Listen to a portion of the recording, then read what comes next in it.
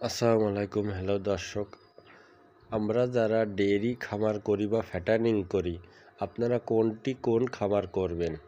আসলে ডেয়ারি খামার একটি ডিফিকাল্ট ব্যাপার। এতে পরিশ্রম বেশি, খরচও বেশি এবং খাবার দাবারও অনেক বেশি লাগে।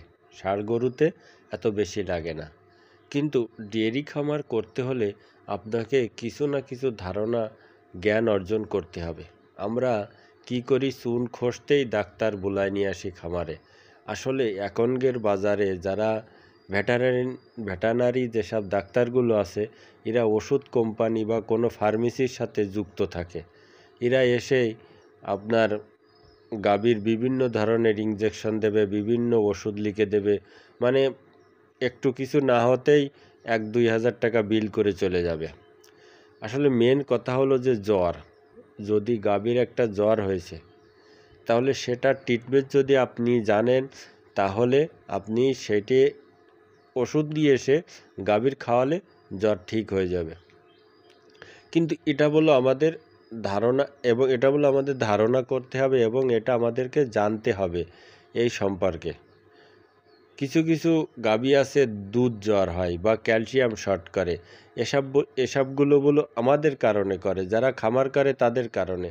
কারণ গাভীকে পর্যাপ্ত পরিমাণ ক্যালসিয়াম না খাওয়ানো, যখন প্রেগনেন্ট থাকে তখন ক্যালসিয়াম খাওয়ায় না, ভালো ভিটামিন জাতীয় খাবারও না খাওয়ানোর কারণে এসব রোগগুলো দেখা দেয়।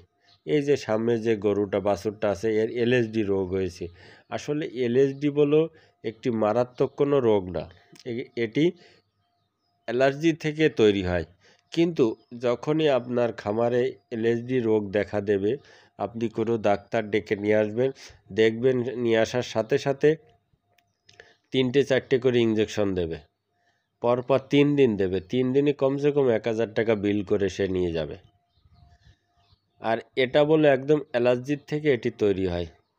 এটা যদি আপনি কোনো অ্যালার্জির ইঞ্জেকশন দিতে পারেন, দিলে তারপরে আর একটা কথা হলো যে যখন ঘাটা ফেটে যাবে, তখন আপনি একটু পাট পরিষ্কার করে রাখলে ইনশাল্লাহ খুব তাড়াতাড়ি সেরে যায়।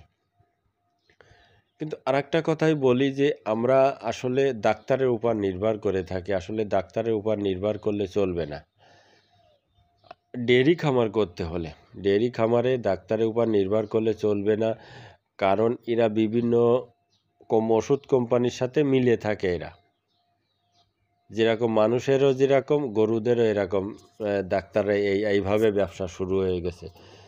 এই জন্য বলবো যে কোনো কিছু আমাদেরকে করতে হলে আইডিয়া রাখতে হবে। আপনি যদি খামার করতে চান, তাহলে 2-4টে খামারে যারা খামার করে তাদের সাথে পরামর্শ করুন। পরামর্শ করে খামার করার চিন্তাভাবনা করুন। আসলে ডেয়ারি খামারে পর্যাপ্ত খরচ এবং এতে ওষুধ খরচও বেশি।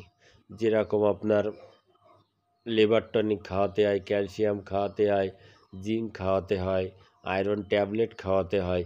এসবগুলো জানতে হবে।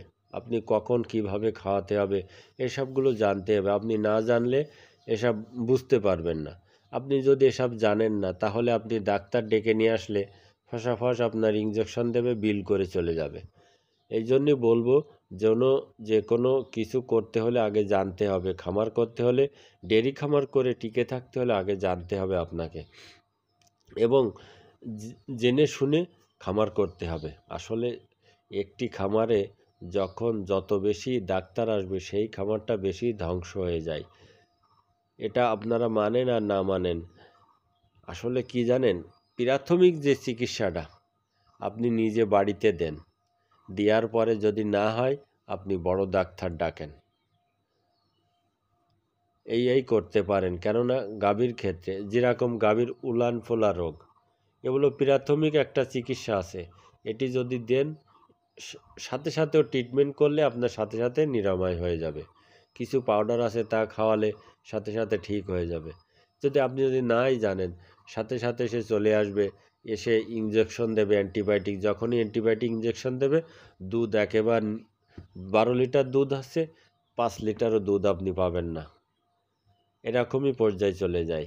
এটি যদি আপনি প্র্যাকটিক্যালভাবে বা প্রাথমিকভাবে যে প্রাকৃতিক উপায়ে একটা ট্রিটমেন্ট আছে উলানফোলা রোগে, এটি করতে পারেন, তাহলে ইনশাল্লাহ কোনো দুধের সমস্যা হবে না, গাভীরও কোনো সমস্যা হবে না।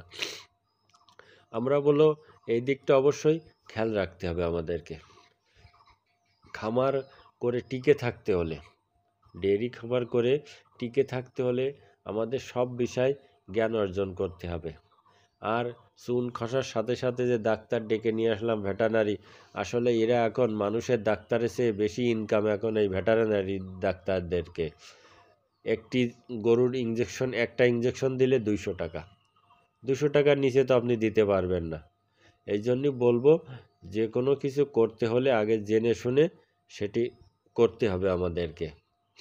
খামার করলেই চলবে না যে আমি খামার করলাম, আমার টাকা আছে, করে বসে থাকলাম, কিন্তু পরে আমি লস করব বলো। ভাই আমি বারবার বলে দিচ্ছি, যে কোনো কিছু করেন না কেন ভেবে চিন্তে করবেন। খুদা হাফেজ।